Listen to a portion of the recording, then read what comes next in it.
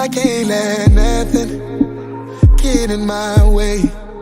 I know you hear me when I pray. I know that I'm not perfect, yeah, I make mistakes. I need you to be there for me every step of the way, yeah, cause there's a blessing with my name on it. Hey, you know that I need it, Lord. Show me how to get it, Lord. I'm barely eating, Lord. Trying to feed my people, Lord, yeah, cause there's a blessing with my name on it. Ooh, hey, you know I receive it, yeah, I believe it, yeah, yeah. This year will be my year. I claim, hey, yeah, I claim. Oh, oh, oh, yeah, yeah. This year will be my year. I claim it, yeah, I claim it. This year will be my year. Yeah. I've been putting work in, yeah, trying to make my dreams come true. I know I get impatient, my family and my babies, they waiting on me to come through. Pressure on every level, issues, I got several, trying not to settle. I wanna be successful, I can't be a failure, but it get kinda hard trying to keep it all together. There's a blessing with my name on it. You know that I need it, Lord, show me how to get it, Lord. I'm barely eating, Lord, trying to be my people, Lord.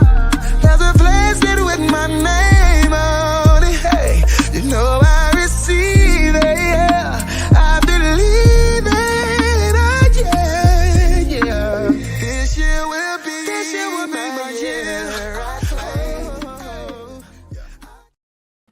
Boy, you better come on in and claim it this morning. Listen, happy Monday. Happy magnificent Monday. Happy motivational Monday. Happy money-making Monday. Whatever your Monday goes, all right, let's make it happen today. But we want to get you started with this empowerment. And I know that you all hopefully had a great weekend, but we're going to make it an even better week. How about that? Y'all know people live for the weekend.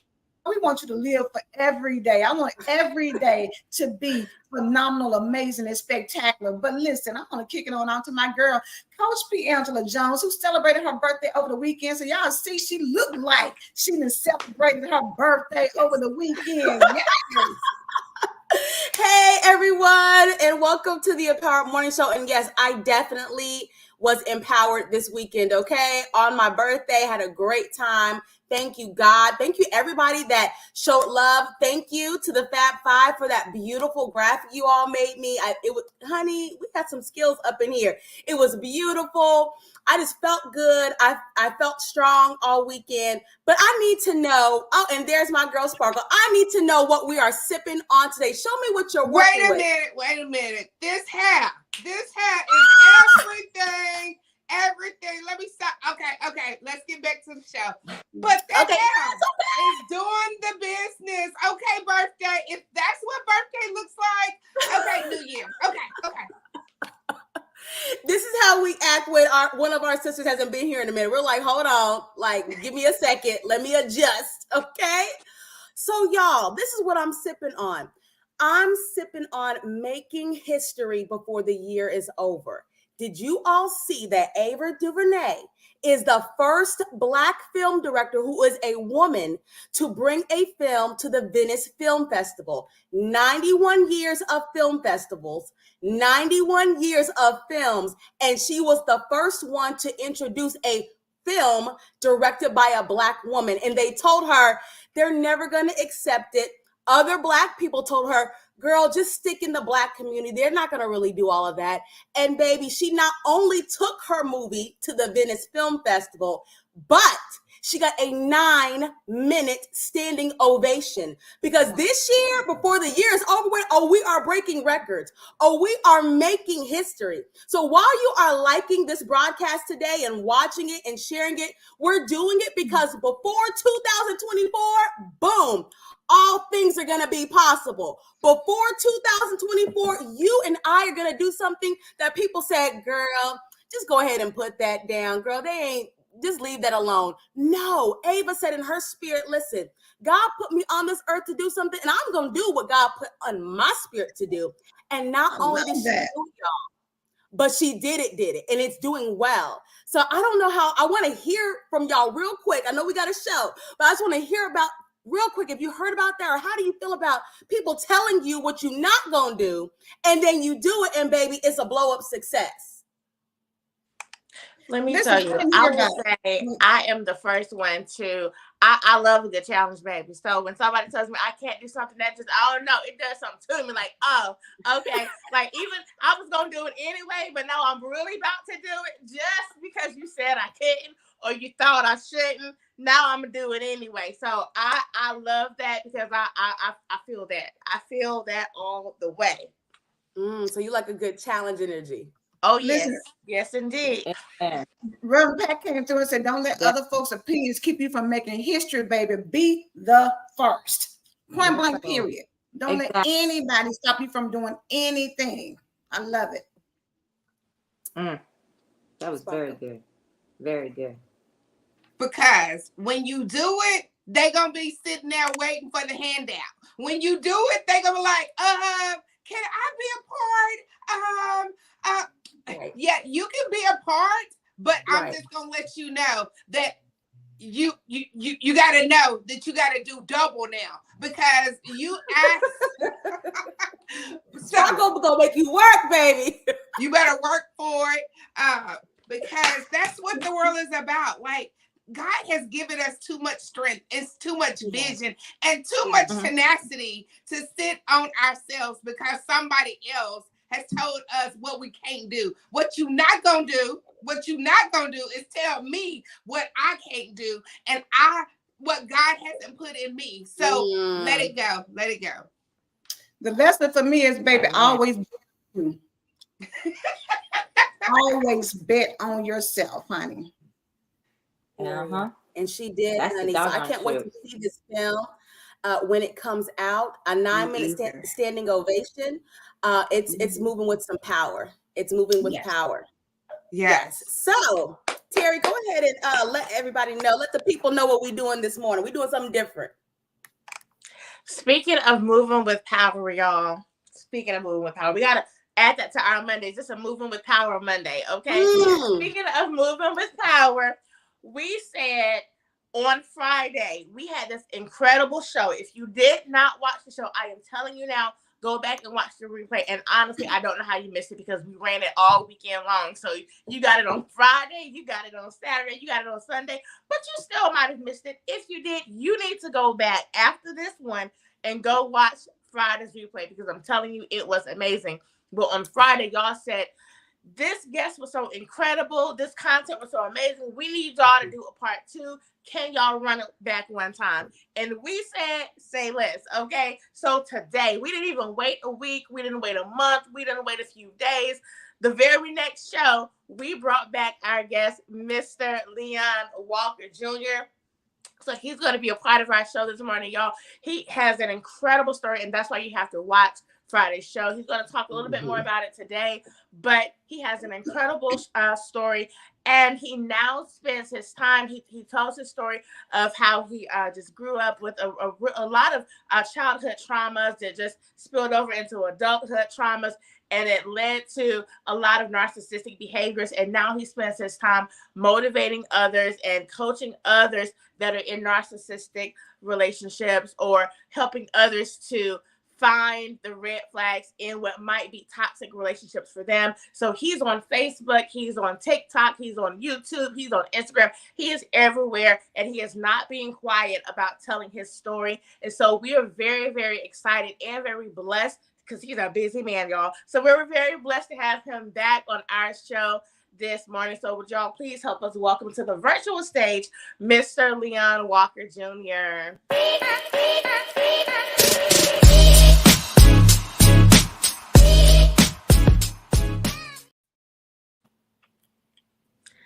Good morning, ladies. Good morning, Leon. Welcome back to the show, sir. Thank you for having me. So this morning, we just wanted to, if you could, give us a little bit of a recap, just a tiny recap, because we do want people to go back and watch Friday's show. But if you could give us a tiny recap of your story and just kind of what led you to where you are today. Yeah, so what happened was, hold on, let me turn this light out. I'm sorry. What led me to where I am today is, you know what? every time a shift occurs in my life that's profound, it's not because I'm profound. It's because the woman at the time was a profound member or friend, a visionary in my life. So I've always gotten to this level because of women. A female friend of mine told me, it's going to always be two women that's going to get you right. And I was like, nah, that ain't gonna happen, girl. You tripping. And it's always been that way. So I don't fight it anymore. I've been fighting my urge to not hurt women all my life. It's like, you watch those shows on Discovery and you see those shows about Snap and stuff about serial killers. I understand. I'm not saying they're right, they're wrong. I never killed anybody, but I've killed dreams and hopes. And so I've always had this voracious appetite for women in many ways. It wasn't never to be physically harmful, but it was always to be emotionally harmful. And I knew that, and I could feel that. And so when I watch these TV shows, I understand what they're saying about these people. But it's like I had to get through that. I had to get over that. And I'll talk about that later, because only thing that helped me to get through that was another woman in therapy. Women have always got me here, got me there. So that's how I got here, by virtue of my ex-girlfriend asked me to do these videos, and then other women that I've been really cool with to give me to write books about it and stuff. So it's always been, ironically, the same people I hurt are the same ones that get me together. So hence, I'm here with you all and speaking about it and talking about it and telling my story. That's amazing. I'm telling you, just the fact that when you started off Friday, talking about the abuse and the different things that happened that led up to it. You talked about your relationship with your mom and all of that. To see that even in hurting women were still able to see something in you for you to get to the place where you are now. And I know that, therapy was really important for you to transition, but how did you come about identifying yourself as a narcissist? So I knew something was wrong with me. I always knew something was wrong with me as a kid. Whether it was, I couldn't remember things. I felt like I was a slow learner.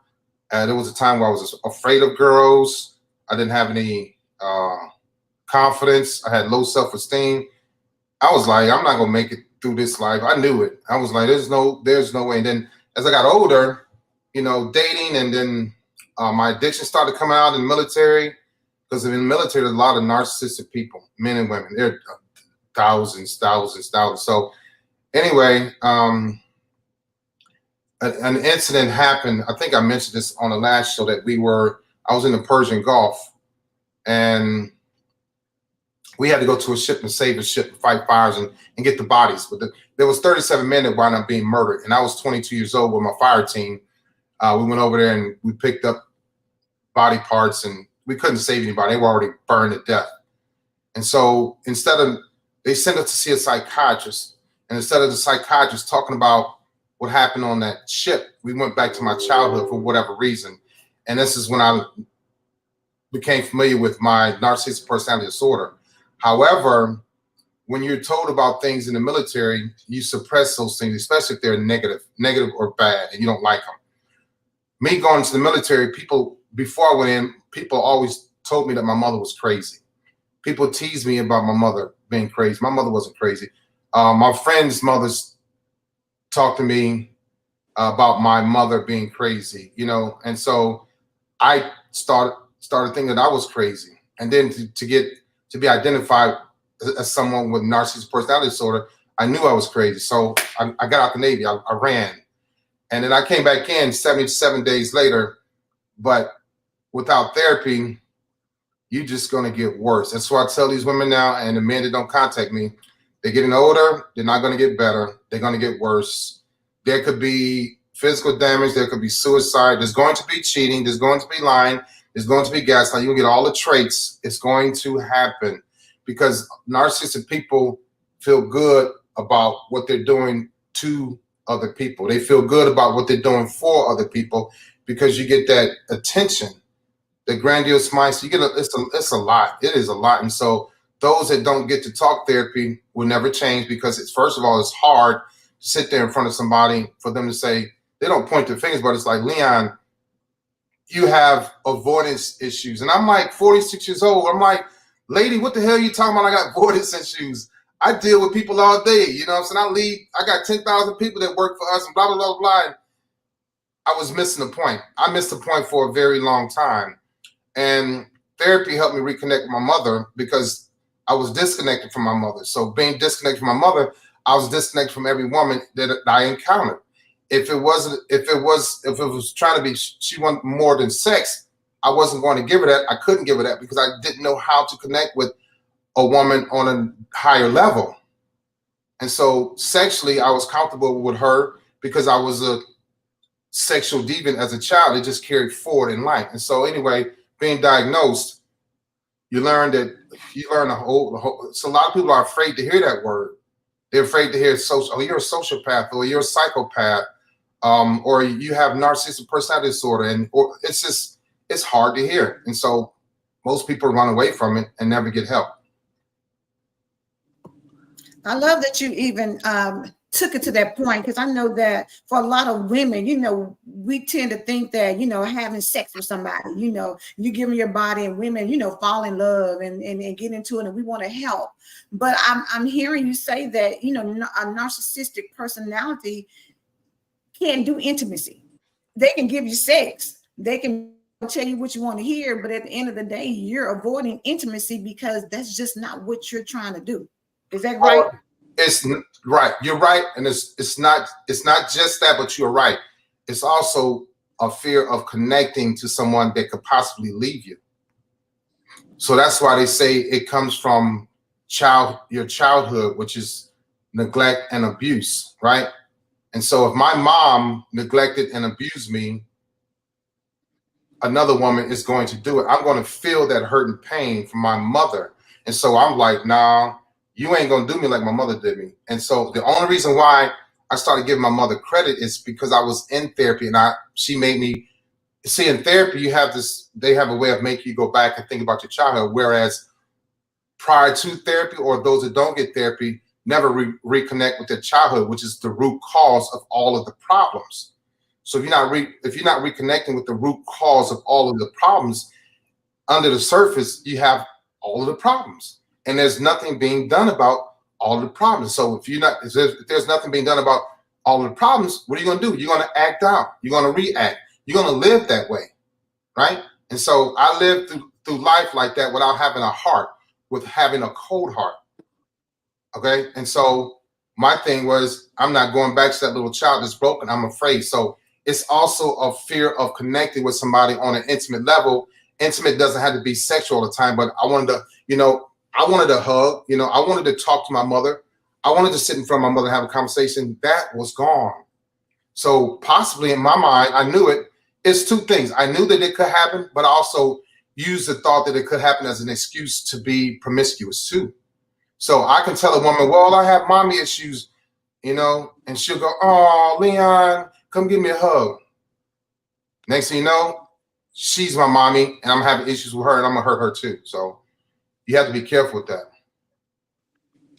That's crazy, because that sounds like, not as crazy like that, but just the way I'm processing it, because it really sounds like it created a cycle for you, because then there was this cycle of you had these issues with your mom, so then you go find this woman, but then there was this kind of manipulation tactic, because I know if I say this to her, because you're right, because women, we care and we want to nurture, and we gonna be like, oh, come, let me hug you, but then it turns into another cycle. Then you hurt that woman, and then you go on to the next person. So it's just so interesting how the cycle of from mom to woman to woman to woman happens. Yeah, and so with me detaching, I was emotionally detached as a child. Okay, as 11, it probably started around 8, to be honest. And then my parents divorced at 11, and then I get sent to live with a lady I don't know, and my dad is drinking and working over here. My mom is over here, my sister over here, my brother over here. You really think I'm gonna grow up to be a loving man? It's not gonna happen. I was more suited to grow up being a hateful man, hence the narcissistic personality disorder. People always say it's impossible that you guys won't change.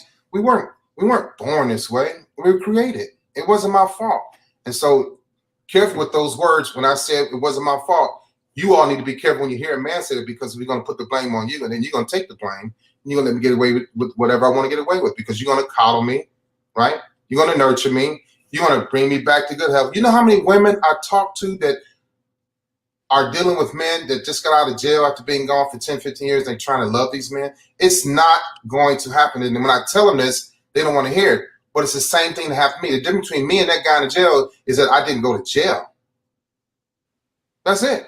I was still dysfunctional. I was still broken. I was still emotionally detached. I was still promiscuous. I was still whorish. The difference between me and him is that I just didn't go to jail. I wasn't taken off the streets. I was a monster on the streets. And so, you know, yeah, and that thing where women want to, for instance, I can say anything. I can say this to all of you. Good morning, ladies. My name is Leon Walker, and I have mommy issues, right? And you go, some of you might be like, ooh, or I'm tired of these grown men having mommy issues. But now check this out. It's a difference in wording. Good morning, ladies. I need to talk to you because I'm having issues with my mother. Do y'all have a minute?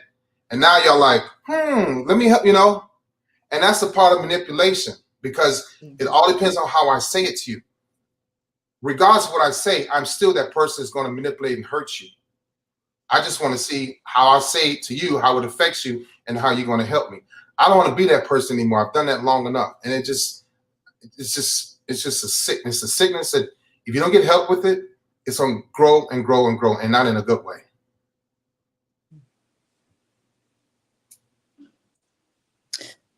You know what? I know that when you talked about being in the military and being exposed to, you know, the things that you saw there, and then, you know, going back to childhood, and I think you said you lost your mom 3 times because of the different things that were happening in her life at the time, but you still were able to get married. So what were your thoughts at that point? Because I know that wasn't your point of healing when you did get married, but you were married for a significant period of time. So how were you able to manage and maintain with this lady? Because you said she was a good lady.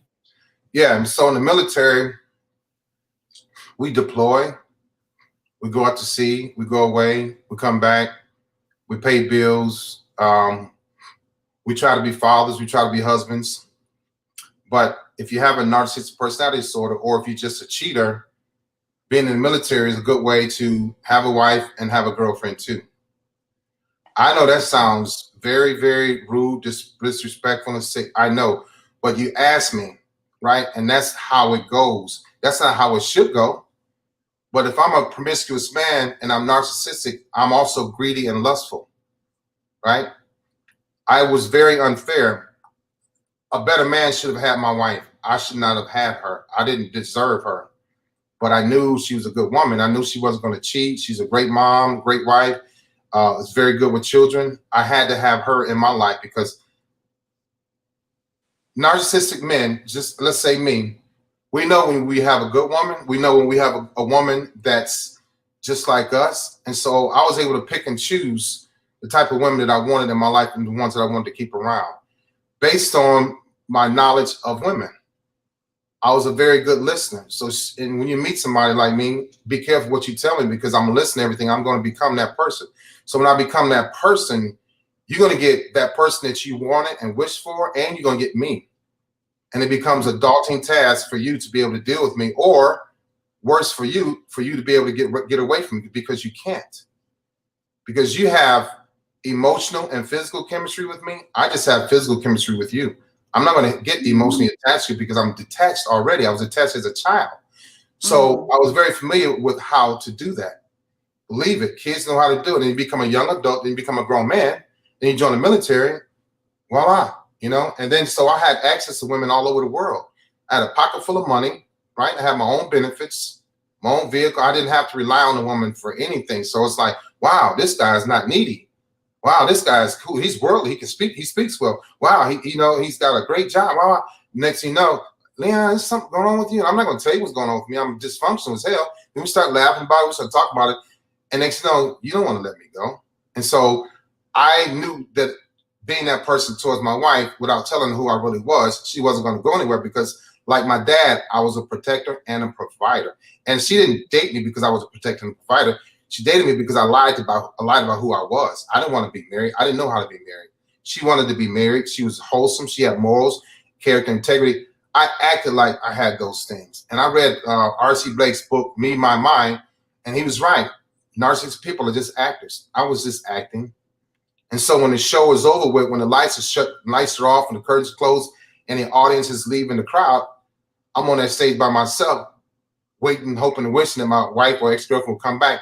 But when they don't, I have to go find another supply. So when you leave me, or when you discard me, or when we break up, or we get divorced, or I discard you, I have to find somebody else because I like being on that stage with the lights, camera, and action.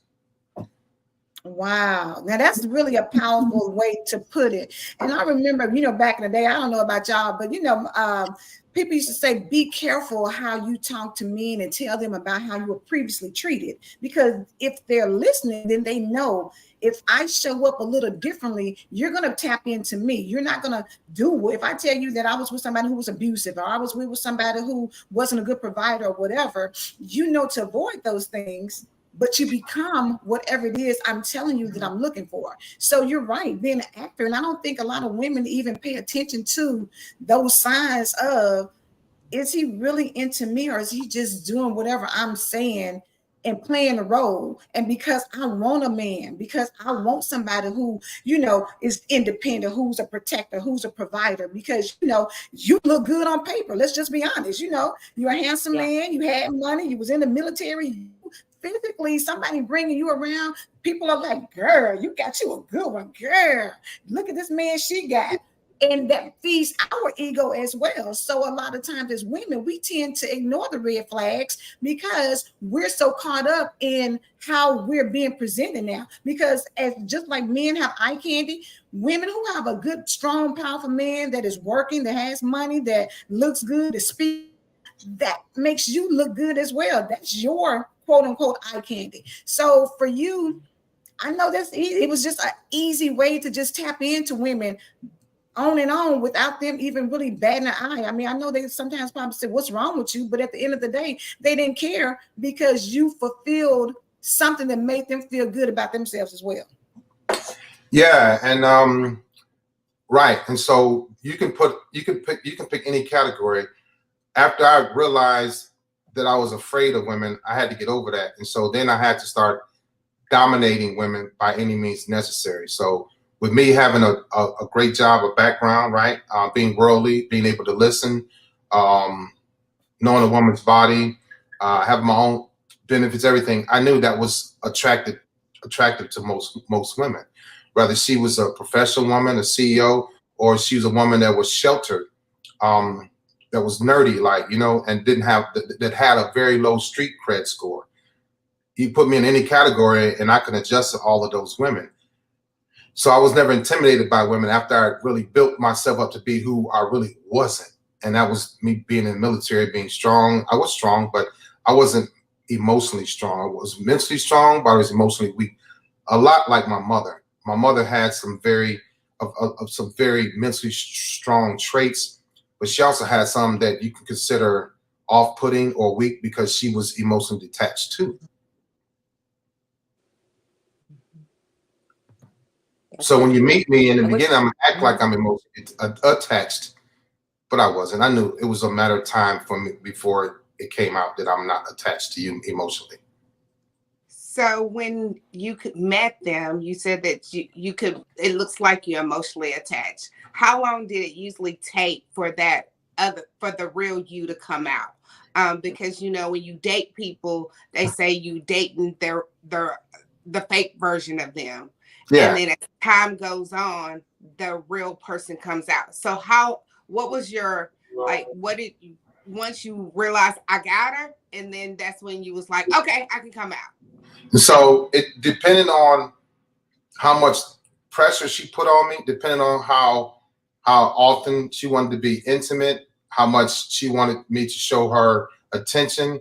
It depended on those three things. So if she wanted a lot of attention and she wanted to hug and cuddle, the real Leon is going to come out really quick, because that means I have to deal with emotions that I don't have. And it also means that I have to keep you around as long as I can before you leave me, because I'm going to leave you. Now you know Leon doesn't like to hold hands, Leon doesn't like to cuddle, and Leon doesn't like to hug. We have an issue, right? And you want to be held, you want to be hugged, you want me to kiss you on your forehead. Now I'm just going to show you attention in the bedroom. So now we got a problem because you caught on to me early on. Like you might not say that I'm emotionally detached, but you feel it and you see it, because I didn't have chivalry either. We go to the restaurant, I wasn't pulling out chairs. We get out the car, I wasn't opening the door. So the real person came out with me pretty quick. But I had to make sure that I made her become addicted to me really quick too, because I can't stand for a woman to leave me. So if she knows that now I'm emotionally detached, she's gonna start making a plan possibly to exit. And so I feared that, because my mom made a plan to exit and I was discarded. So we use these terms: discard, gaslight, silent treatment, ghosting. But a lot of these things happen to narcissistic people as children.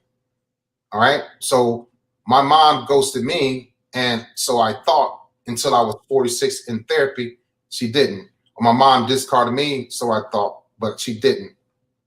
And so I had to live with, wow, this woman going to leave me? She's going to discard me?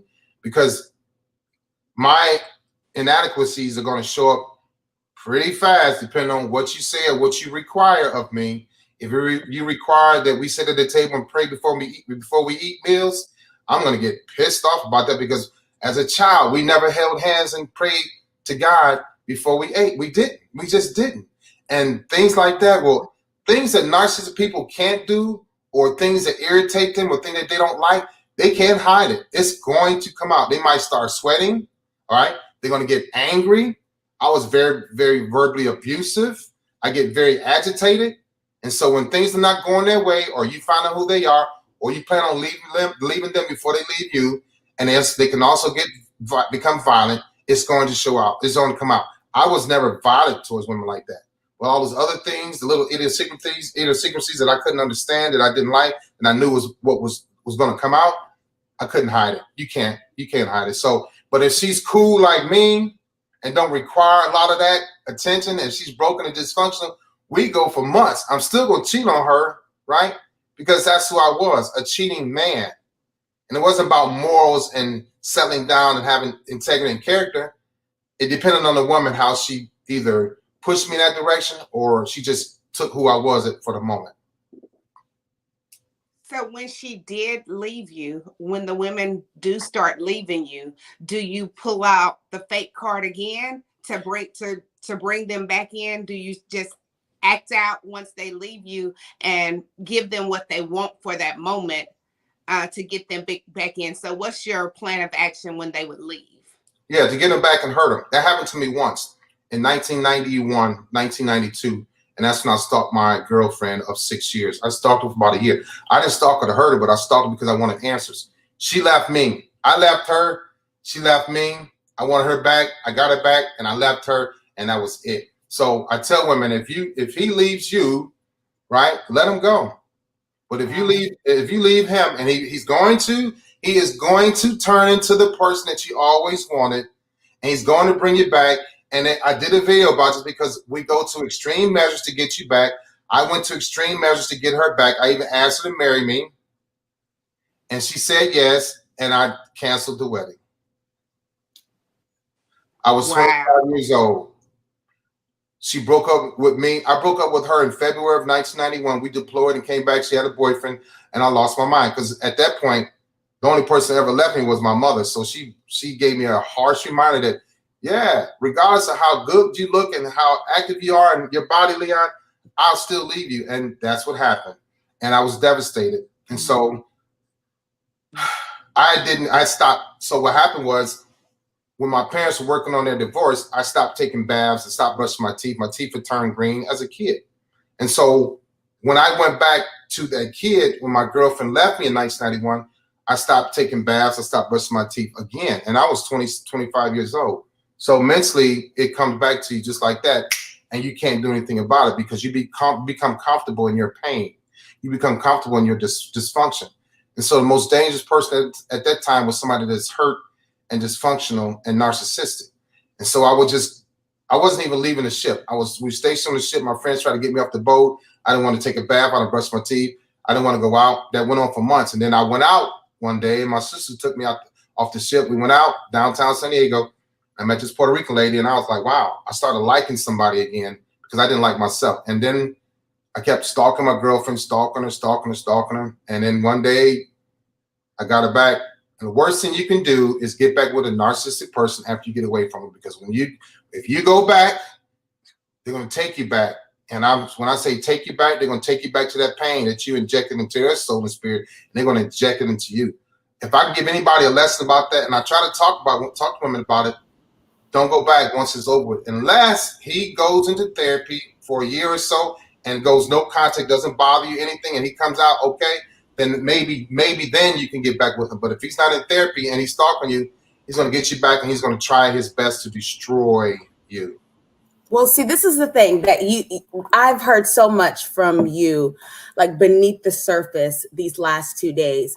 The first thing that I've heard is that women need to heal just as much as narcissistic men need to heal. We put a lot of energy into he's a narcissist. I can't deal with him. He's ruining my life. But what I hear you saying, which is what I believe as a relationship coach, is that a lot of times women see the red flags and ignore the red flags because, like Angela said, you got the candy.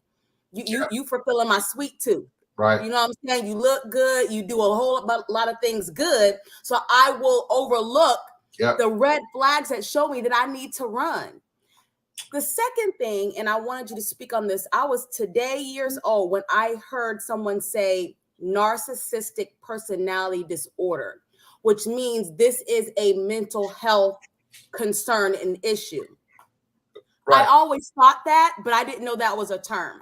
So that means to say that, like you said, it's not impossible for someone, male or female, to heal from being a narcissist, because that's what's been said before. Once a narcissist, always a narcissist. They're never going to change. They're never going to grow. They're never going to heal. So what you are saying and what your life really has said is that, yes, it is possible. But I mean, there's some steps that have to happen first. And so, you know, there are women in the comments that are asking, like, should I stay? Should I leave?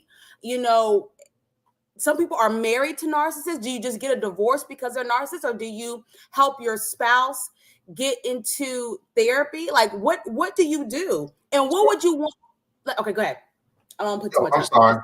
So you asked a lot of great questions. I'm going to talk about the red flags first.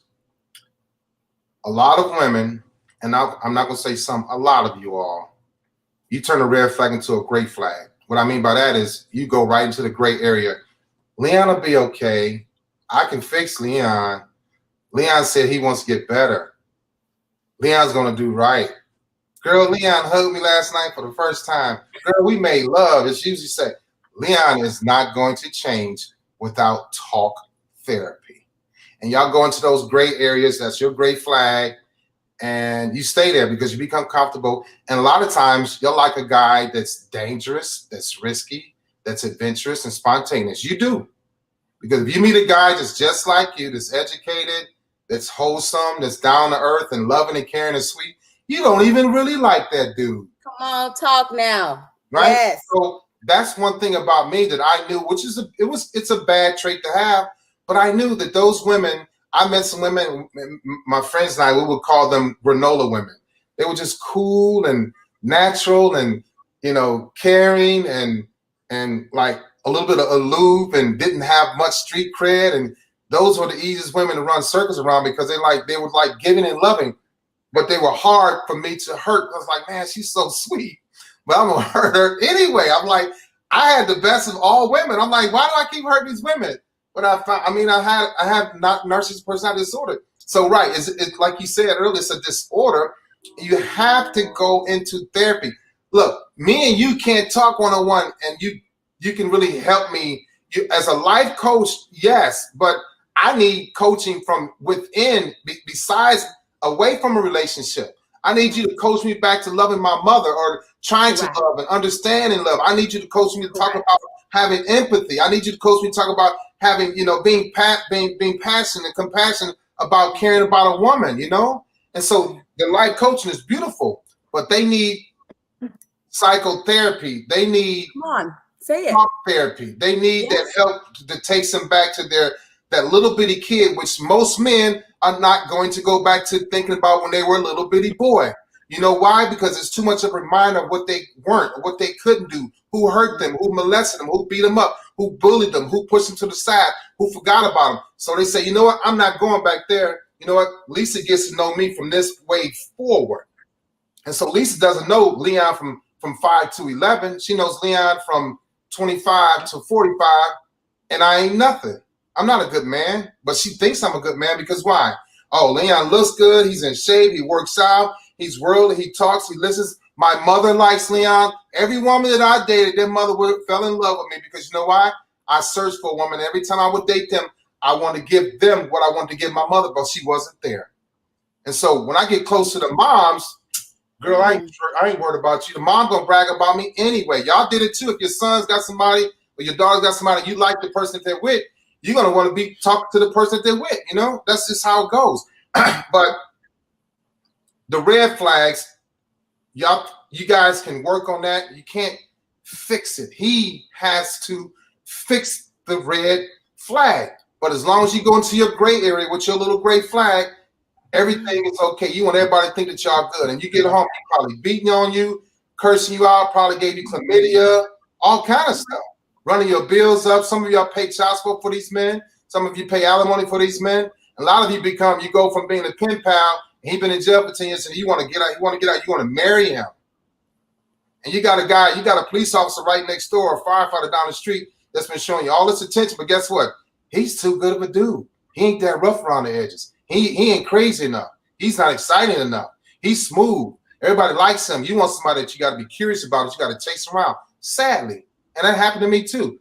Dr. Ramani, who is the subject matter expert on narcissistic personality disorder, has a video out there. It's called the 10 Things That Narcissistic People Can Do to Change Their Behavior. So it is possible, to answer your question, it is possible to change your behavior. You have to do it daily. It's not easy. It's actually pretty hard. But it starts off with like, you know what? Okay, let me try to get in it. I was sent to therapy by the military. That's the only reason why I went, and I was held accountable and I stayed. I didn't mean to ramble on, but. No, that's good. That's a great answer. Thank you. So I'm hearing when you starting to date somebody, take them to therapy first to make sure that they're not crazy, and then start the relationship. Y'all have the first date should be at the therapist. Well, you know what? Do you know what? I'm not being funny. I'm like, no. Like, so say for instance, we want to come talk to a life coach.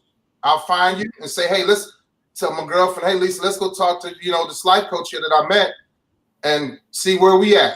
Yes, that's a good idea because you know what? Most times people date 99.9% of the time, 100% of the time, the first date is not to go see a therapist. And I think it's a pretty cool idea, actually. But the first date. They used to say, take them to church. But just because people think because he's a man of God, then, oh, he's a man of God, so he has to be the right man. And I know because I was in that category. Like, he was a man of God. Oh, he loves the Lord. He speaks God. But just because they speak God doesn't mean that they don't still have some things that are hidden agendas beside them. So I was just like, maybe therapy is the first place that we go. It could, you know what? It could be that. I agree with you. Or it could be something that's therapeutic.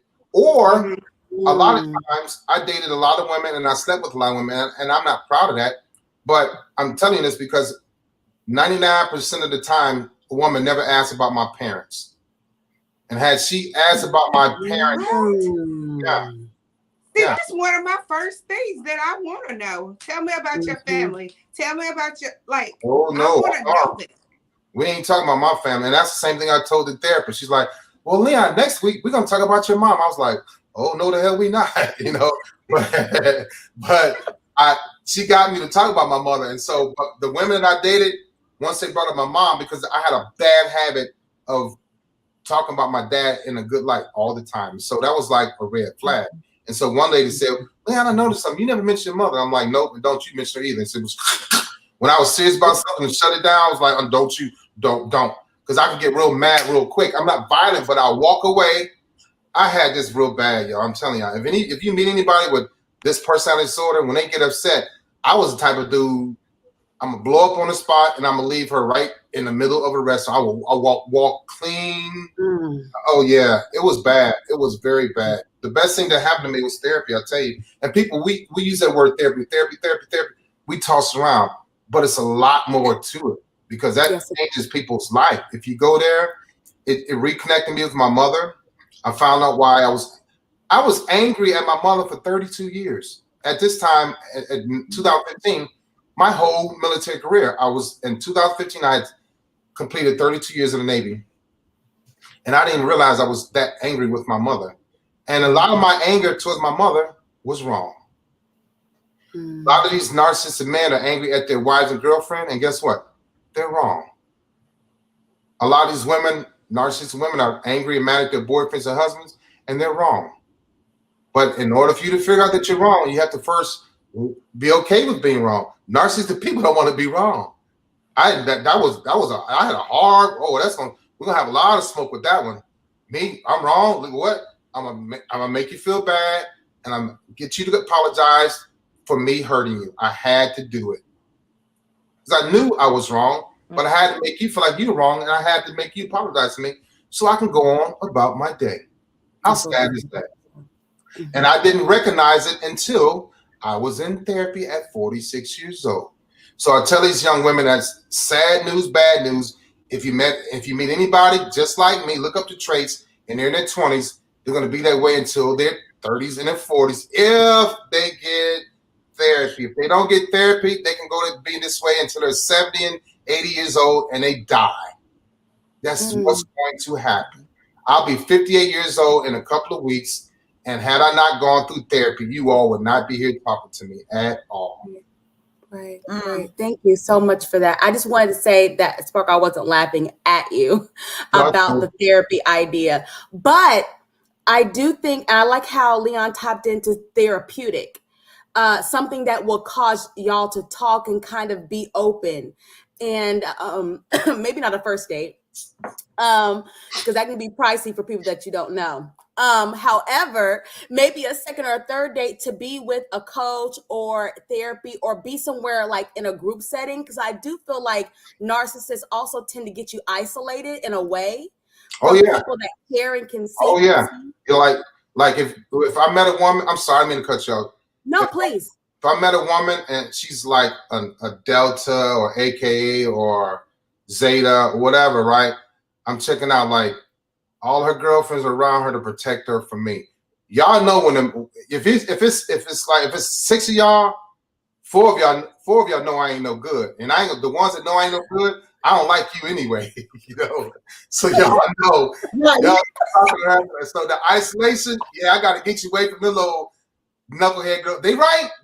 I'm saying to myself, oh, they right. Oh, no, baby, your girls are cool. I'm gonna lie to you about your friends. You know them better than I do, but I got to trick you out of that because they gonna take you away from me. And I don't want that. One thing about me, I could not be defeated by a righteous woman that was right. I could not. Oh, that ate me alive. A lot of times, the women that I dated, their girlfriends were right about me. They knew, but I had to like make her think that her girlfriend's like me, and she's like, you know, I never thought about that thing like that. I was just turning to a little devil, you know. But yeah, those women that had those girlfriends that were strong, and some of the women would look at me like, I don't know, you know what? I just hope my girlfriend figures it out because she likes you, but you know, I know you ain't. I'm like, girl, what? You know, but yeah, that isolation is real. I stay from the family that's strong and Christian based. One thing about me, those Christian women, I was like, nah, I'm not gonna do you like that because I wasn't ready for that wrath coming down from God. I'm like, I don't mess with God's children. Although I was just dysfunctional and hurting, I just knew that the women that were close to God, I wasn't playing with them. No, You are not the first person that I heard say that. As well as Rick Warren wrote about it in his book, A Purpose-Driven Life. He writes about if you're going to do wrong to somebody, not condoning people doing wrong, but don't do it to a child of God. There's different consequences and repercussions. Oh yeah, when I you knew. deal with God's children. Yeah, I knew too, because I've experienced those women too, and I was like, "Ooh." So what happens is you get that fear. Like I didn't have a fear. I didn't have fears of anything until I got next to that spiritual woman. I was like, I can almost like feel somebody or God saying, "Don't you do it." And I was like, "Ooh," as much as I want her, I'm like, "Nah, baby." So like, what's wrong? I'm like, look, I'm just gonna come clean. I might hurt you. You know, I'm no good. And they'd be like, "Really?" Then they go, "Wow, Leon, that's honorable for you to admit that." I'm like, "Look, just stop. Just get rid of me right now. Because if you keep talking, you're gonna bring me closer, you're gonna make me like you more, and I'm gonna say I told you so." And I did that. But did that make them want you even more? Because most people want what they can't have. So the more you tell me, I ain't good for you, the more I'm going to be like, oh, but yes, you are. And I'm going to pursue you even harder. Yeah, it happened to me. That happened often. I was like, see, and then now I'm more comfortable because you know who I am. You chose to bring me around, and I told you who I was, and I asked you not to bring me around because I'm not ready for you. And this is what I meant. Well, you didn't tell me he was going to cheat with my neighbor, Leon, you know, that type of thing. And I'm like, well, I couldn't tell you that, but I told you I wasn't no good. I told you I'm not a good person to be with. I wasn't specific though, you know? And I think that goes back to, because like I told y'all in our green room the other day, like this is my life, but in the opposite direction. I think that goes back to what Leon was saying earlier about, you know, when you tell somebody, you know, about the whole mother thing, like, oh, that makes the woman want to come close. Oh, come, because in my case, you know, that was what happened, because all of the and it's kind of like, you know, you walk right into it, but the person did say up front, once, you know, it looked like I started to really like this person, and you know, and I'm over here next to God, right? He was like, look, let me just, there was this come clean moment. But then I took it as, oh, you need a hug. Come here, you know. Let me pray for you. Let me, you know what I mean. So it made me not necessarily want him more, but it just put in my mind that, oh, this person just needs, you know, healing. They need prayer. If I just love them harder, then it'll fix them. It'll change them. And so, you know, it wasn't necessarily that I missed the red flags or he didn't say anything. He was very upfront in the beginning. Look, this is what it's about to be if you keep going down this road. But I took it a whole different way because I didn't see it the way he said it. He was being truthful and honest. I took it as a cry for help when no, he was telling me who he was, but I took it as a cry for help. So yeah, that's what happens. You know, one thing that I enjoyed, because I'm listening, but one of the things that I get out of this, and that I know, but one of the things is that when you were saying that you're a good listener, and also you knew how to adapt to any situation. And one of those things, when you're a good listener and you can see and watch, those are survival mechanisms that you take on. For you to adapt, those are what I call a chameleon. You have to learn how to be a chameleon real quick to survive. And sometimes we could do it, use those traits in a positive way, or we can use them in a negative way. I also like to say, when you said when they took you back to your childhood, and when I think about it, everything has a root cause. And a lot of times when we miss the step of where that root cause is, it's just like you take that medicine and you look at the back, and what are the side effects? We become the side effects of what our root cause is. And a lot of times they don't understand that, because they just look at the reality of, I see this fleshly person. He looks normal. She looks normal, and they're beautiful. That nothing could possibly be wrong with them. And I like that you said that also, when you were saying about the narcissistic and how it was developed, which is very true, because we become a product of our environment a lot of times. We got to look. You're a survivor. You can go back and tell you what your household was like. Nobody knows the root of this, what caused where Leon is today. And these are the stories that that need to be told. But the other sense, your foundation was already set when you were firstly violated, because now that seed was planted in you. And once that seed became planted in you, you started to develop. Then you went on to the next one. That was another seed that developed in you, and it just kept. So a lot of times when you say we have a lot of body count, these are nothing but spirits that are attached to us that are already on a dysfunctional person coming in from a setting that spirit then jumped on them. Now you got a combination. Do you understand where I'm coming from, Leon? Yeah. Oh yeah. So it's so you're like fighting daily. You're fighting daily. You're fighting not only you're fighting your stuff daily, you're fighting the stuff that was put it on you daily. You're fighting a whole lot of battles daily. Yeah, and so are you a therapist? Because you remind me of my therapist. I'm a holistic practitioner, 19 years of medicine and Western, but I believe in the holistic, and yes, I understand it completely. I'm a mindset coach, is what people would call, but I cover mind, body, and soul. Yeah, I that was understand you. I see you. I see what. See, a lot of people can't see that. They don't tie that together. They don't see the in betweens. Yeah, that everything you said is like everything. And my therapy was 9 years ago, and everything you said is everything my therapist said. Because I remember just like it was yesterday. Because when I went into therapy, I wanted it. I was tired. People say, well, narcissistic people don't get there. Can y'all see me? We can hear you. Go ahead. Oh, narcissistic people don't get their karma and all that stuff. They don't just go to therapy. No, that's true. But the military helped me. I was tired. I was at my wit's end. I was carrying a lot of weight from my uncle touching me to my uncle beating my mother, my babysitter, my cousins. Oh, it was just a lot. So yeah, everything you just said is 100% accurate. This has been such a powerful conversation, and I'm gonna tell y'all, unbelievably, we are right at an hour. So you know what? Even just bringing back to me, it just opens up even more conversation that people, I'm sure, want to dig into a little further, because we've covered a lot.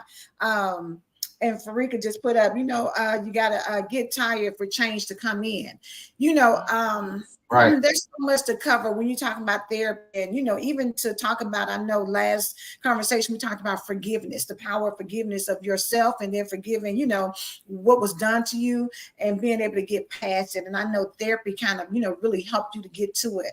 And I believe even last on Friday, Sparkle asked, what would you tell men about, getting into therapy? If you can share that very quickly, and then we'll go ahead and wrap it up for the day. So what happens is narcissistic people are angry. I was an angry little dude. And you talking from age 5 to 46, when I started therapy, you talking 41 years of thinking about my uncle touching me, 41 years of thinking about my uncle putting his hands on my parents, 41 years of watching porn, 41 years of my thinking about my babysitter taking my virginity at 8 years old, 41 years of my brother making me watch porn at 7. So narcissistic people are angry. And you know what happens? That anger starts to feel good. And when it starts to feel good, how am I going to let go of this and let you in so you can hurt me? Oh, hell no. No. My brother hurt me. My uncle hurt me. My babysitter hurt me. And my cousins hurt me. You ain't going to hurt me. I stopped those people from hurting me, or they stopped hurting me at age 11. But guess what? They hurt me for 41 years because I didn't release or let go of my anger.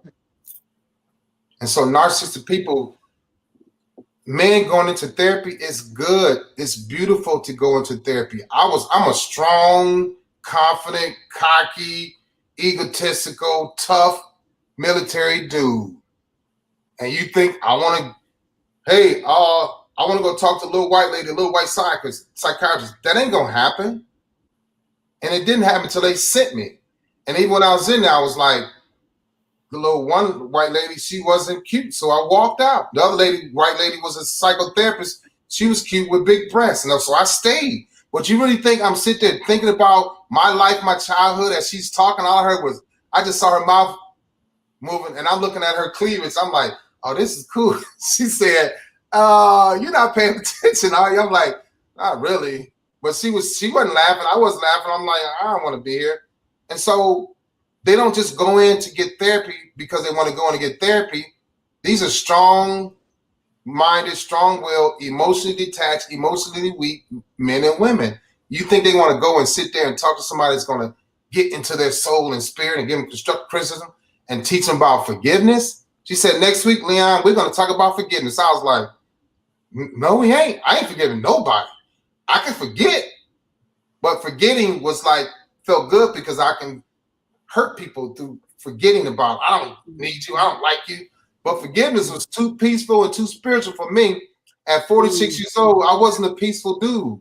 So you mean to tell me that I come and talk to this little bitty white lady and you're going to teach me about forgiveness? I'm like a 5'10", 225 pound black man. You ain't going to get to me, lady. It ain't going to happen. That was my mindset. But I went anyway. But before her, that was my mindset to every woman. Leon, just sit down and talk. We're going to help you. No, we ain't. I'm dysfunctional and I like being dysfunctional. And I did. Getting help seemed like it was too normal and too peaceful. I was used to being dysfunctional. I was used to drama. I was used to a lot of noise and damage and hollering and yelling and screaming and being in trouble. That's what drove me. And to top it off, I was extremely successful. Narcissistic people are highly competitive and highly functioning. And that's not to brag. You know what that does? It keeps me away from who I really am, that broken, crying little boy that peed in his bed and that was bullied and stuck his thumb. That's why my teeth stick out. So I had to be highly functioning to make myself feel better. But internally, I wasn't fixed. So my recommendation is to get therapy, sit down one-on-one with somebody, an hour a week for a year, 6 months a year, and find who you really, really, really, really are. Because I didn't know. Listen, I'm telling y'all, this is such a great conversation. Leon, thank you again for taking the time out of your busy schedule to come on here and share with us, because I know that this has been a blessing. So many people, men and women alike, because women, we deal with it, but then there's some men who, and again, let's be honest, women who have been through the same thing. It's narcissistic women out here too, so don't get it twisted. There's women out here who are doing the same thing, so we can't just say it's a man thing. But I appreciate your honesty and transparency. I appreciate you coming on, giving people, because a lot of times we see things and things, you just, like you said, you ignore the red flag and you get in that gray area to try and make it better when it actually isn't. So yeah, please follow Leon on all platforms. Leon, I believe it is Leon Walker, right? Leon R. Walker Jr., Leon R. Walker. And if you Google me, it all comes up. My books, my retirement, my speeches, it all comes up. So yeah, easy to find me.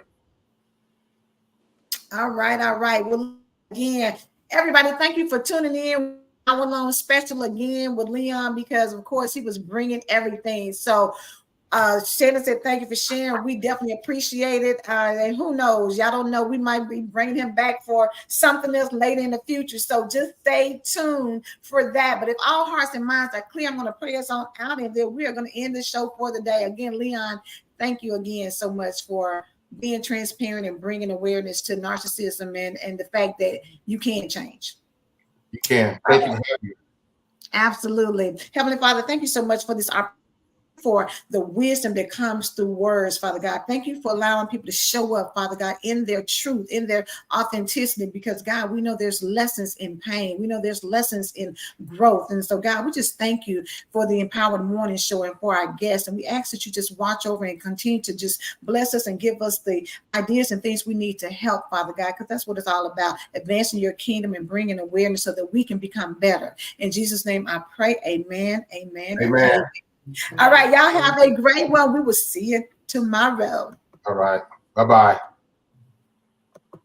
I claim it. This year will be my year. This year will be my year. I claim it. I really believe it in my heart. This year will be my year. I claim it. Yeah. I claim it, I claim it, I claim it, I claim it, I claim it, yeah, yeah. I claim it, I claim it, I claim it, I claim it, I claim it, I claim it, I claim it, yeah, yeah. I claim it, I claim it.